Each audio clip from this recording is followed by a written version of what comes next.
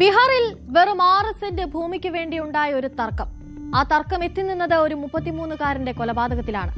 ആക്രമണത്തിൽ ഗുരുതരമായി പരിക്കേറ്റ ഇയാളുടെ പിതാവ് ഇപ്പോൾ ചികിത്സയിലാണ്.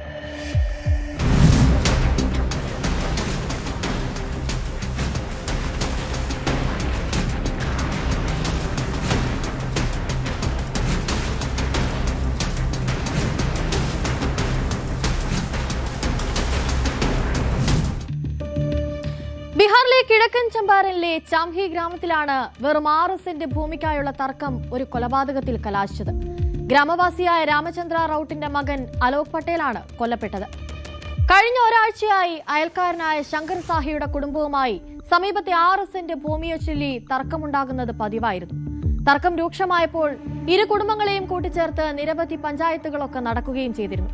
ഒടുക്കം ഇരു വീട്ടുകാരും ചേർന്ന് തന്നെ ഒരു അന്തിമ തീരുമാനത്തിലേക്കെത്തി. മെയ് 25-ന് ഈ 6 സെന്റ് ഭൂമി അളന്ന് ആരാണിതിന്റെ യഥാർത്ഥ ഉടമസ്ഥനെന്ന് കണ്ടെത്താൻ അവർ തീരുമാനിച്ചു. എന്നാൽ എന്തൊക്കെയോ കാര്യങ്ങൾ പറഞ്ഞ് ഇരു വീട്ടുകാരും തമ്മിൽ വീണ്ടും തർക്കത്തിലായി. തർക്കത്തിനിടെ ശങ്കർ സാഹ രാമചന്ദ്ര റൌട്ടിന്റെ വീട്ടിലെത്തി വീട്ടുകാരെ അസഭ്യം പറയുകയും രാമചന്ദ്രയെ ആക്രമിക്കുകയും ചെയ്തു. അച്ഛനെ ആക്രമിക്കുന്നത് കണ്ട് രക്ഷിക്കാൻ ഓടിയെത്തിയതായിരുന്നു മകനായ അലോക്. അലോകിനെ എതിർക്കാനായി സാഗ വീശിയ കത്തി തറച്ചു കയറിയത് അലോകിന്റെ നെഞ്ചിലായിരുന്നു. കത്തി ആഴത്തിൽ തറച്ചു കയറിയതുകൊണ്ട് തന്നെ തൽക്ഷണം അലോക് അവിടെ വെച്ച് മരിക്കുകയും ചെയ്തു.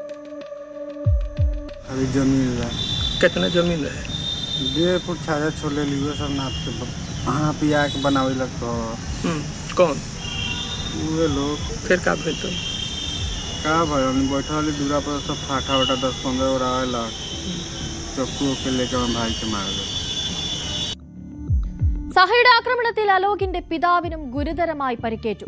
പിതാവ് ഇപ്പോൾ സബ് ഡിവിഷണൽ ആശുപത്രിയിൽ ചികിത്സയിലാണ്. ആ കുടുംബത്തിലെ മൂത്ത മകനായിരുന്നു കൊല്ലപ്പെട്ട അലോക്.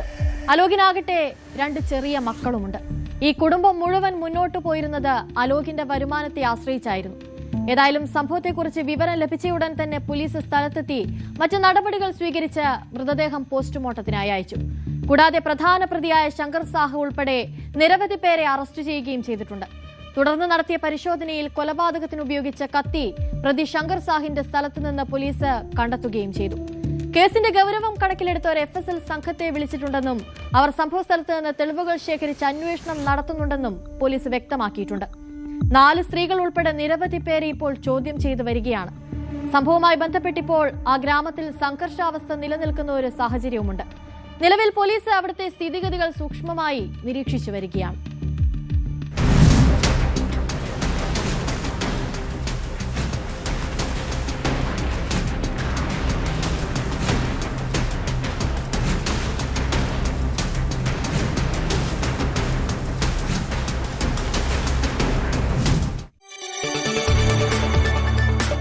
കൂടുതൽ വാർത്തകൾക്ക് News 18 Keralam YouTube channel subscribe ചെയ്യുക.